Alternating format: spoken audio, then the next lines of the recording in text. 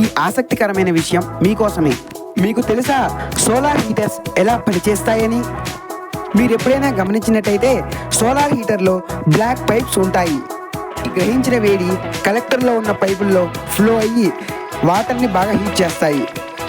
మీరు గమనించినట్టయితే ఈ బ్లాక్ పైప్స్ సోలార్ హీటర్కు స్లోప్ అదే వాలుగా ఉంటాయి. సో ఈ బ్లాక్ పైప్స్లో ఉండే వాటర్ ఎప్పుడైతే హీట్ అవుతాయో అవి ఇన్సులేటెడ్ ట్యాంక్లోకి వెళ్తాయి.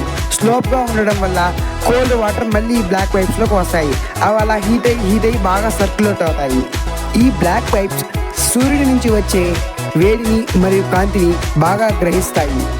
ఫైనల్గా ట్యాంక్లో ఉండే నీళ్ళన్నీ బాగా వేడెక్కిపోతే అవి అన్ని ఇన్సులేటెడ్ ట్యాంక్లోకి వెళ్తాయి. తద్వారా ఆ ఇన్సులేటెడ్ ట్యాంక్లో ఉండే హాట్ వాటర్ త్వరగా హీట్ కోల్పోదు, ఎందుకంటే దానికి స్పెషల్ ఇన్సులేషన్ ప్రూఫ్ ఉంటుంది. మీకు ఈ కంటెంట్ నచ్చినట్టయితే please like this video and మరింత ఇన్ఫర్మేషన్ కావాలంటే మన ఛానల్ని సబ్స్క్రైబ్ చేసుకోండి.